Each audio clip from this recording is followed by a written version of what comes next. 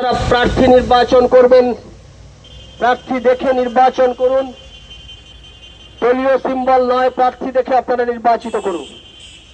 বেহালা পশ্চিম বিধানসভা কেন্দ্রে আমি জয়যুক্ত হলে এই বেহালা পশ্চিম বিধানসভা কেন্দ্রের যে বঞ্চনা রয়েছে, বিশেষ করে বিদ্যাসাগর হাসপাতাল, বেকারত্বের যন্ত্রণা, বেকারত্বের সমস্যা, এই সমস্ত সমস্যার সমাধান করার জন্য আমি চেষ্টা করব।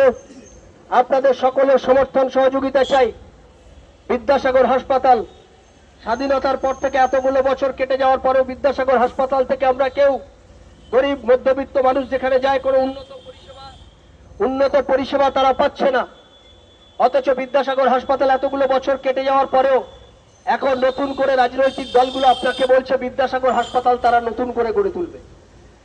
34 বছরের সরকার, 15 বছরের সরকার চলে যাওয়ার পর বলছে বিদ্যাসাগর হাসপাতাল আমরা নতুন করে গড়ে তুলব।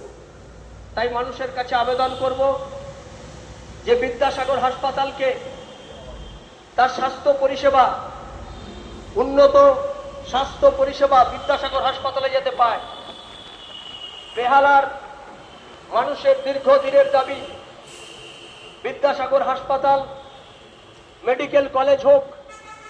বিদ্যাসাগর হাসপাতাল মেডিকেল কলেজ হলে পিজি হাসপাতালের মতো সমকক্ষ আর একটা হাসপাতাল আমরা পেয়ে যাব দক্ষিণ কলকাতা দক্ষিণ শহরতলিতে।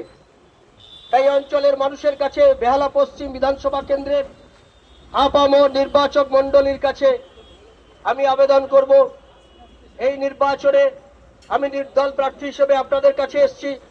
আমি স্বপন দাস নির্দল প্রার্থী হিসেবে আপনাদের কাছে এসেছি। আপনারা সমর্থন দিন। এবারে প্রার্থী দেখে আপনারা ভোট দিন, দলীয় সিম্বল দেখে নয়। প্রার্থী দেখে আপনারা এবার আপনার নির্বাচনের রায় দিন। আমি বেহালার সন্তান, বেহালায় জন্ম, বেহালায় কর্ম, বেহালায় আমার বেড়ে ওঠা। এখানে শিক্ষা দীক্ষা খেলাধুলা সমস্ত কিছু। আপনারা আমাকে সমর্থন দিন।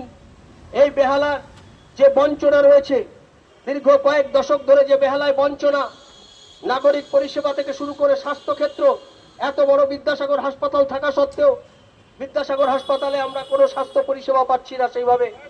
গরিব মানুষ, আরে ডান দিকে যাও, তুমি কি বোঝো কম নাকি? চলো অফিসের দিকে চলো ঘুরিয়ে।